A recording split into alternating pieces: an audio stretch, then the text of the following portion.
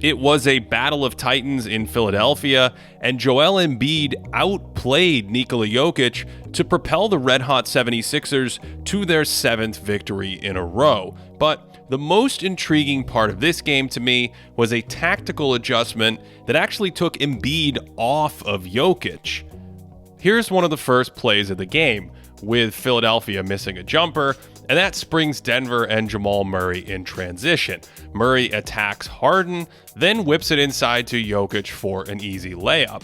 But the key part of this play takes place back on the other end. As Tobias Harris's shot goes up, watch Embiid battle Jokic for the rebound, and when the ball is tipped, Joker just takes off, completely leaving Embiid in the dust. So De'Anthony Melton's forced to match up with him. PJ Tucker sees this and tries to come over and switch, but he's a little too eager playing the pass, and it turns into an easy layup. Later in the first, off another missed shot, Jokic just saunters into the front court and drops a perfect dime to a cutting Bones Highland. And this was part of a typical Jokic sequence where he's up at the top of the key, diming up teammates who are cutting into an open paint. And that's the key thing to remember here. Embiid is pulled out of the paint as he guards Jokic up high, so no one is under the basket for Philadelphia, which allows Joker to just throw it into empty space. So at halftime, Doc Rivers and the 76ers said, why don't we put PJ Tucker on Jokic, switch Embiid over to Gordon, the Nuggets' weakest shooter, and let Joel roam in the paint.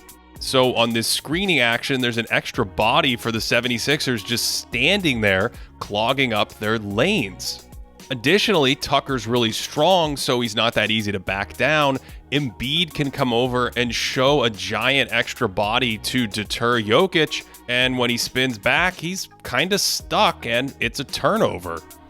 You don't see Joker flustered like that a lot, but this is a different scheme than he's used to seeing, with Tucker trying to get in his shorts, Embiid just parked under the basket waiting to play on him, leaving Gordon open in the corner, and he rushes this one a little, and it's a short miss.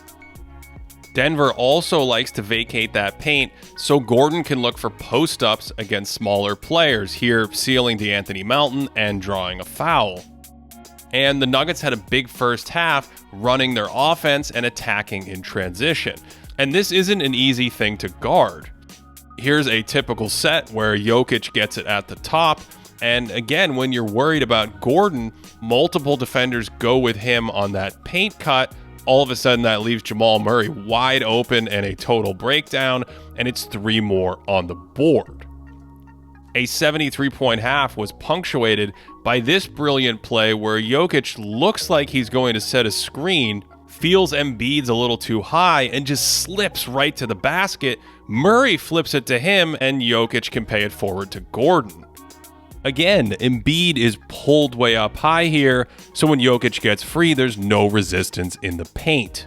But in the second half, the pieces are moved around a little, so Jokic breaks free of PJ Tucker in the backcourt, and when he lobs it to Gordon, Embiid's there to break it up perfectly, and this happens because Jokic is expecting Embiid to come out to meet him, but Embiid is playing the lob, sits on it, and can use that height to break it up, and this springs the 76ers in transition offense to get an easy score on the other end.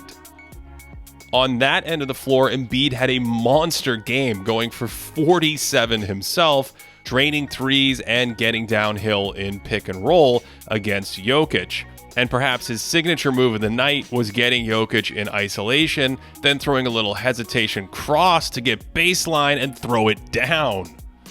I also really like this 2-play sequence in the first half, where the 76ers are attacking Jokic in pick and roll, and Denver already has a third player over on that side to help. So when Harden turns the corner here, he's waiting for KCP to commit. That little hesitation not only freezes Jokic, who turned into a soccer goalie in this game, but it moves KCP out of the paint. Harden can attack and get all the way to the bucket.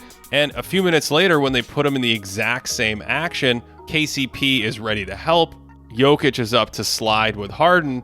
Harden waits for someone to commit. And right here, the Nuggets have this defended perfectly, except Jokic and KCP go back to Embiid, Jeff Green forgets about the cutting George Niang, and Harden finally sees it, and it's another layup. So in addition to his usual scoring presence in this game, Embiid created offense for Philadelphia with his gravity, and they successfully attacked Jokic in these kinds of actions for most of the game. But still, it was this defensive scheme with Tucker on Jokic that caught my eye. You see how deliberate this is, where Embiid is yelling for PJ to stay on Joker instead of matching up with another center, and Tucker gambled on this one, and Joker actually got a decent look. But for the most part, Tucker really held his own, and I thought Embiid just spying Jokic in the second half really threw off his rhythm and his comfort, and there's no open paint for the cutters to get into. This one is another turnover after Tucker gets his hands on the ball. Jokic has historically great touch on his little floater as he comes down the lane. So to me, this play really epitomized how much Embiid's roaming really bothered him, because he catches this one, and when Embiid comes over, looks like he adjusts it just a little, and it pops out off the back rim.